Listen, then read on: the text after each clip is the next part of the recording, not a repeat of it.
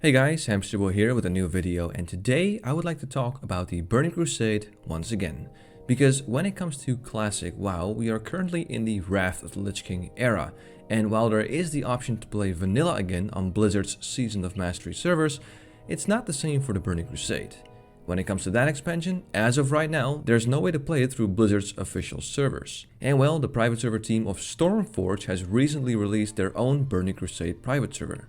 Now, while there was some initial excitement about the announcement of the server and it had a positive reception, the general consensus was that people were not very interested in a Burning Crusade server.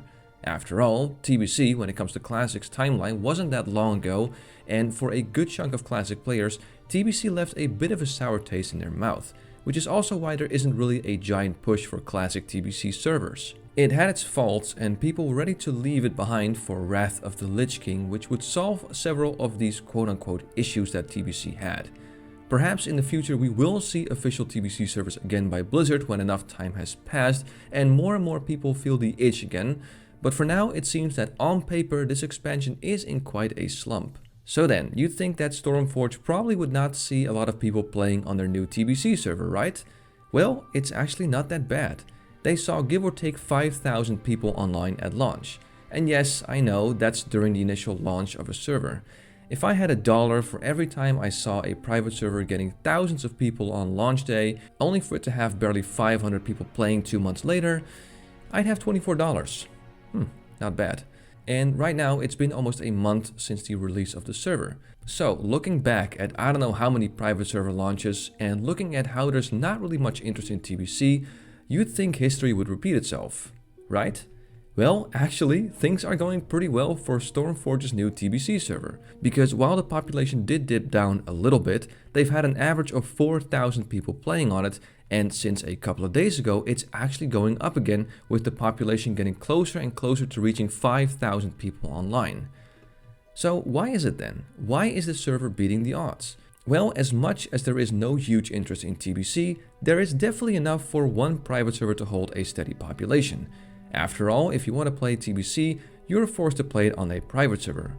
And when it comes to playing it on a private server, it's always a bit of a gamble whether the team behind that server actually knows what they're doing, which is another selling point for this server.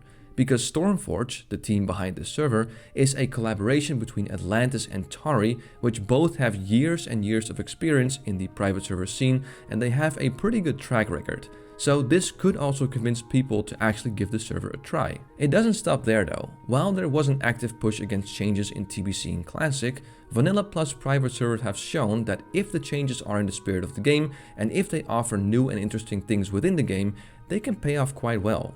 This of course is evident as servers like TurtleWow and Duskhaven, with many changes, grab the attention of a lot of people. And well, the same counts for this server. Now, it's not really a TBC plus server with any huge changes like brand new villages, tons of new items and whatnot, but there are still changes that definitely got people interested. They have 3 times experience rate, increased honor rate, dual talent specialization, and racial swap. Meaning you can play a Tauren for instance, but you can roll around with the racials from an Orc, which I've been enjoying quite a lot because it allows me to play my favorite race of WoW, but still have fun popping Blood Fury for some hefty aimed shot hits. So, against the odds and what people expected, this TBC server is still alive and breathing. The changes done were positively received, the team behind it is credible considering the track record, and in terms of choice, the server really seems like the best option when it comes to playing some TBC. And I myself have been having quite some fun leveling here, just taking it easy and enjoying the journey to max level. Hopefully this server will continue to grow, or at least keep a healthy and steady population, and we'll have to see how things are in a few months. But for now, all seems pretty good on this brand new TBC private server. Also, if you're interested in playing on this TBC private server, check out the link in the description below this video. And that's all for now. I want to thank you for watching this video. I'm Hamsterwheel and have a good one.